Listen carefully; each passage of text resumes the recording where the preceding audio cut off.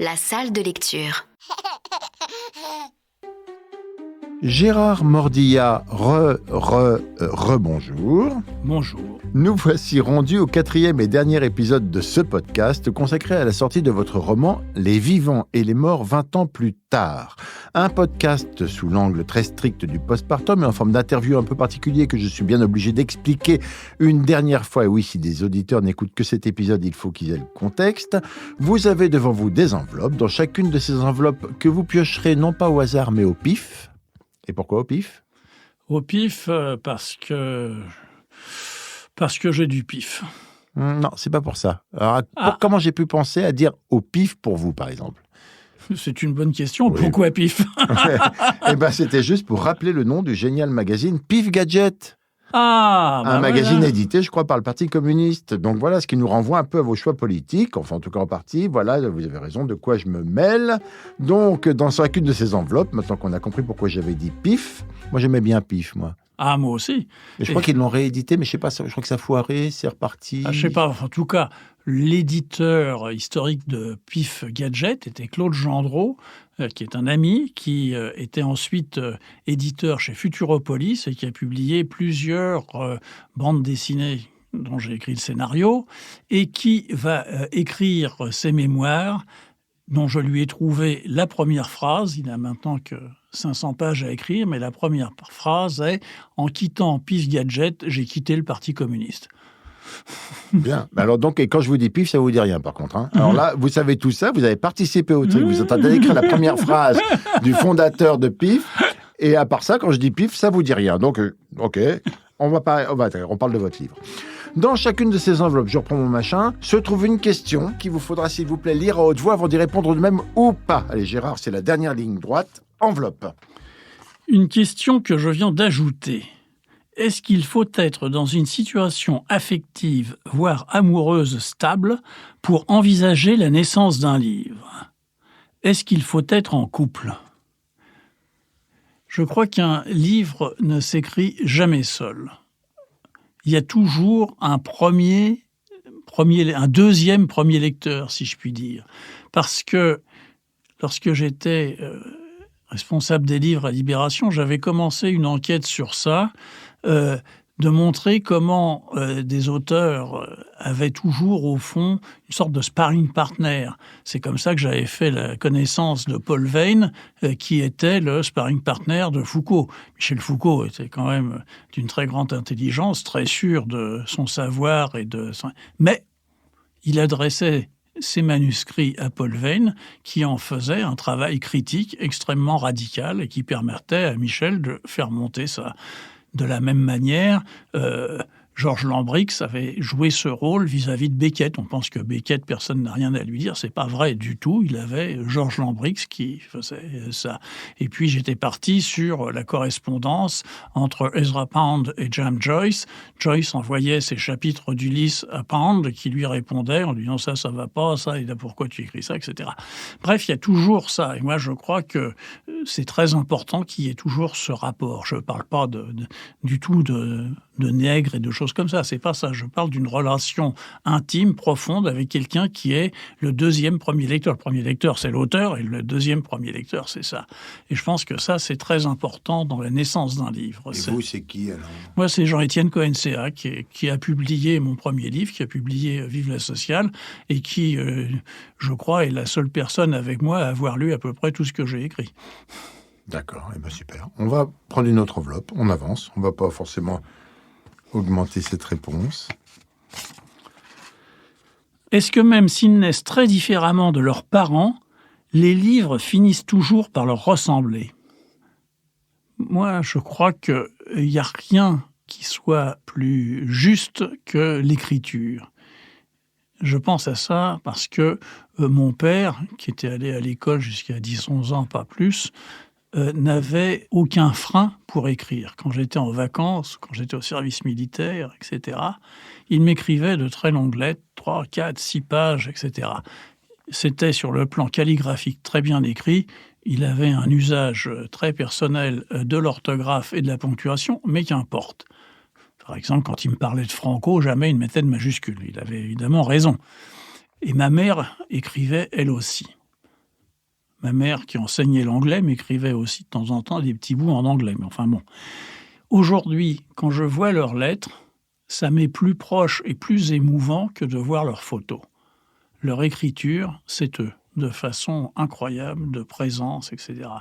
Je pense que pour mes romans, et pour mes essais d'ailleurs, c'est la même chose, c'est moi, c'est même incroyablement moi, et c'est même stupéfiant de voir que réellement peu de gens le savent à quel point c'est moi. Je me souviens d'une réflexion de mon frère lorsqu'il avait lu L'attraction universelle, qui m'avait dit « C'est l'histoire de ta vie. Vous lisez L'attraction universelle, vous pouvez en aucun cas voir que ce soit l'histoire de ma vie. Rien, ça ne ressemble à rien à ce que j'ai vécu. » Il avait vu quelque chose que très peu ont vu, à quel point l'écriture elle-même porte l'individu de façon beaucoup plus forte que le reflet dans un miroir. Ah oui, je suis d'accord avec ça. On prend une autre enveloppe. Je vous accélère un tout petit peu parce que... Allez, j'accélère. On va regarder. Est-ce qu'il existe des livres plus ou moins désirés? Est-ce que ce sont les plus désirés qui s'en sortent le mieux? Je crois que le désir est un moteur fondamental de l'écriture et que l'on est souvent en quête finalement, on se trouve en tant qu'écrivain, ou je me trouve en tant qu'écrivain, presque comme un homme en quête d'une histoire d'amour. Qui vais-je aimer? Comment ça va se passer? Où va-t-on se rencontrer? Que va-t-on faire ensemble? Quel temps ça prendra? Comment on se dira le premier mot, etc. Je crois qu'il y a cette relation-là très importante. Dans Les Vivants et les Morts, 20 ans plus tard, l'idée de l'écrire, ça a déclenché en moi un désir extraordinaire, comme si j'avais soudain retrouvé l'amour de mes 20 ans qui était là devant moi et qui me disait « Je suis à toi, prends-moi ».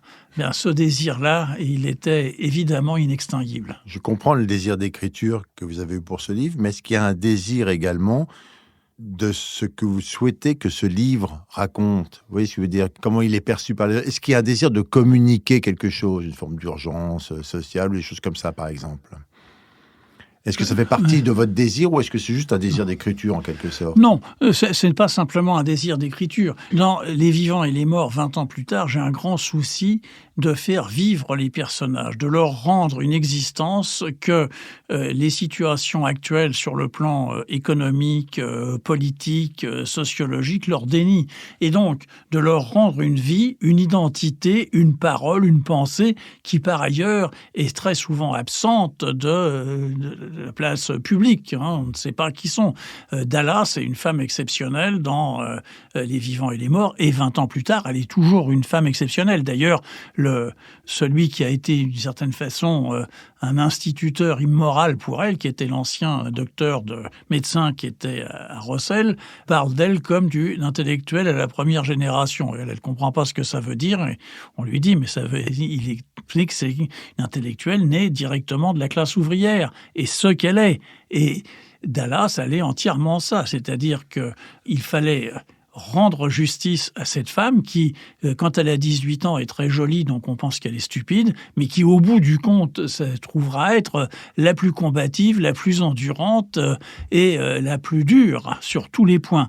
Donc moi, c'est ça qui m'importe, c'est de la faire vivre, de la faire exister, de lui rendre une vie qui, par ailleurs, lui est refusée. C'est très important. Et ce qui est vrai pour tous les personnages, d'ailleurs. Et là, son mari, qui s'appelle Rudy, qui a eu un parcours de vie très difficile, puisqu'il a été élevé par des parents adoptifs, il a eu des ennuis avec la police, il est quelqu'un de très, en rage contre le monde, qui a une dent contre le monde, qui est potentiellement quelqu'un de violent, qui se contraint sur les choses comme ça. C'est pareil. Moi, ce qui compte, c'est qu'on puisse, au fond, en lisant mon roman, presque lui tâter les muscles et sentir les nerfs qui se tendent. Et c'est ça, c'est de rendre cette vie-là. Et c'est pour ça que je fais aussi très attention dans mes romans, et dans celui-là, dans 20 ans plus tard, à faire aussi qu'il n'existe pas simplement à travers les actions qu'ils peuvent faire. Ils ont un savoir, ils ont une culture, ils ont des rêves, ils ont une vision de ce que doit être la société. Bref, ils sont des individus comme vous et moi, ils sont simplement ça. Mais regardez, il y a une chose, moi, qui me choque toujours beaucoup, quand on annonce des plans de licenciement, qu'on appelle plans sociaux, ce qui me fait sauter au plafond. Mais les plans de licenciement, qu'est-ce qu'on met en avant? On met en avant la perte du salaire. Très bien, c'est certain que c'est important. Mais quand on travaille dans une entreprise, on a un savoir. On est employé parce qu'on sait faire un certain nombre de choses, qu'on soit coloriste sur tissu ou ajusteur ou tilleur. Or, ce savoir, avec la perte de l'emploi, il disparaît. Et puis, on a des relations sociales. Il y a une hiérarchie, on a des collègues, etc. Il y a une vie qui se fait à l'intérieur de l'entreprise. Et puis, au-delà de ça, on a sa propre histoire dans l'entreprise qui elle-même peut avoir son histoire dans l'histoire de l'entreprise. Bref, si vous additionnez perte de salaire, perte de savoir, perte de relations sociales, perte d'histoire, vous comprenez comment que dans les plans de licenciement, 2 ou 3 ans plus tard, c'est là qu'on voit les gens se suicider, divorcer, etc., etc. Quand ils prennent conscience qu'au fond, c'est eux-mêmes qu'on a nié, eux-mêmes leur individu. J'espère que 20 ans plus tard, ça rend la vie à des gens qu'on a niés, tout simplement. Parce qu'ils ont un savoir, ils ont des relations, ils ont une histoire et ils savent ce que c'est. Ils ne vivent pas dans une chose abstraite. Encore une fois, moi j'écris et je veux vraiment l'indiquer, le répéter autant de fois sur le réel. J'aime beaucoup la définition de Lacan. Le réel, c'est ce qui ne va pas. Moi j'écris sur ce qui ne va pas. Et en écrivant sur ce qui ne va pas, je rends aux gens la vie qui leur est interdite. Et ces personnages, vous parlez de Rudy, Dallas, Ève... Et ils restent avec vous après ou ils disparaissent quand le livre est édité? Ou est-ce qu'ils continuent finalement leur vie à l'intérieur de votre tête et vous les voyez continuer à grandir, à se débattre, à avancer? Comment ça se passe quand on travaille aussi longtemps sur des personnages? Quand on travaille, comme je l'ai fait sur des personnages qui existent dans plusieurs livres, c'est le témoin que justement les personnages continuent de vivre en moi et n'arrêtent pas de vivre. Enfin, j'ai l'impression... Alors, il peut y avoir des avatars. J'ai tourné pour Arte un film de fiction d'après l'essai de Michel Perrault qui s'appelle « Mélancolie ouvrière », qui raconte l'histoire d'une des premières syndicalistes françaises qui s'appelait Lucie Beau. Quand j'ai lu l'essai de Michel Perrault, j'ai dit « mais c'est à moi !» C'est quelqu'un, c'était Dallas, c'était les personnages, c'était quelqu'un de ma famille, c'était quelqu'un de mon univers. Et ça a été, là aussi, immédiat. Ça m'a sauté aux yeux et au cœur, j'ai envie de dire, ça m'appartenait. Donc on voit bien que les personnages continuent d'exister et que Lucie Beau, dans Mélancolie ouvrière, elle doit à Dallas. Elle est une sorte peut-être de grand-mère ou d'arrière-grand-mère de Dallas, mais elle doit à ça. Et Dallas, je l'ai aussi fait vivre à travers Xenia, à travers Jenny, etc. Mais c'était elle toujours qui était le personnage. Elle existe de façon très puissante et je la connais mieux que quiconque. Et concrètement, c'est pas un peu dur finalement de les oublier, d'arrêter de les faire vivre sur le papier? C'est pas un moment un peu difficile pour vous? Vous vous dites, quand même, j'ai envie maintenant de montrer comment ça se passe là, par exemple. Non, mais je me demande, est-ce qu'il y a un attachement profond, quoi?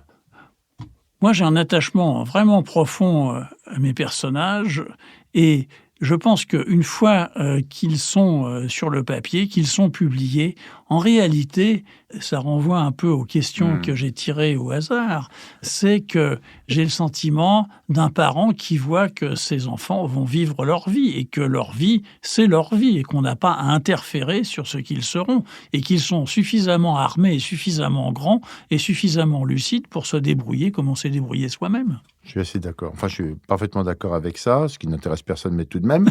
On va prendre une dernière enveloppe, s'il vous plaît. Alors, attends, il en reste un paquet, alors allez-y, dans le tas. Là, celle-là? Je m'en fous. C'est celle que vous voulez. Allez, celle-là, tiens, allez. Sachant que c'est la dernière, il faut en tirer on va la presser comme un citron. Elle ne s'ouvre pas, c'est parfait. C'est un peu comme une huître qui ne veut pas s'ouvrir. Alors, c'est une longue question. C'est une question postpartum. Aïe. Est-ce qu'il existe une forme adolescente du livre, une révolte contre la mère? Et peut-être même ensuite un départ, pourquoi pas dans un autre pays, et un livre qui devient lui-même petit à petit un étranger. Ah, ça c'est de la question. Ça, vous n'avez trouvé ça qu'ici. C'est de la belle question. Je crois que le livre devient un étranger pour l'auteur à partir du moment où il est lu. Et c'est toujours étonnant, surprenant et parfois douloureux de rencontrer une lectrice ou un lecteur qui s'est accaparé du livre, qui l'a fait sien et qui vous le restitue de façon difficilement reconnaissable pour vous. Mais il y a aussi ceux qui, l'ayant lu, en prennent tellement soin, l'habillent si bien, le bichonne, l'embrasse, l'aime, que vous le trouvez encore plus beau que ce que vous avez pu imaginer. Non, mais en disant ça, je pense à une chose qui m'avait beaucoup touché dans une librairie en Belgique à propos de ce que savait Jenny. Je décrivais Jenny, cette petite jeune fille extrêmement révoltée, extrêmement dure, extrêmement violente, qui exprimait sa souffrance, etc. Et je parlais d'elle, au fond, comme un chat sauvage. Et une dame qui avait lu le livre m'interrompt et me dit « Mais monsieur Mordillat, la souffrance est un chat sauvage ». J'ai trouvé ça magnifique. C'est ça, voilà, c'est ça. On vous rend un enfant que vous avez mis au monde, vous le trouvez là, dans ce cas, beaucoup plus beau même que ce que vous avez écrit. Mais ça peut être aussi le contraire quand on trouve qu'il y a comme retour qu'une incompréhension. On se dit on a raté quelque chose ou on est victime de préjugés. Alors là, puisqu'on termine, je peux vous demander ce que vous souhaitez pour votre livre? Quelle vie vous lui souhaitez à cet enfant là qui vient de naître? Je souhaite que je puisse écrire plus tard les vivants et les morts 40 ans plus tard et que je sois encore tout à fait d'attaque pour mener le combat. Je crains que ça soit vrai. Ça soit vrai. Gérard Mordillat, merci 1000 fois d'abord pour votre engagement, votre volonté de rendre le monde plus humain. Enfin, en tout cas, j'apprécie, je vous remercie. Ensuite, pour votre temps, vos réponses, votre humour, enfin pour votre patience. Je rappelle le titre de votre dernier roman paru chez Calman Lévy, Les vivants et les morts 20 ans plus tard. Je peux même le dire pour les sourds. Les vivants et les morts 20 ans plus tard. Un roman qui résonne comme un coup de hache contre la porte du temps. J'ai lu ça en 4e de couve. Une trouvaille de l'éditeur. Un coup de hache contre la porte du temps. Ça nous ramène un peu à Shining, à Kubrick, tout ça. Un roman dont vous pourrez désormais, chers auditeurs, entendre, réentendre et peut-être enfin comprendre le pourquoi du comment en écoutant en boucle les 4 épisodes de ce podcast en forme de postpartum. Au revoir. Au revoir et merci. La salle de lecture.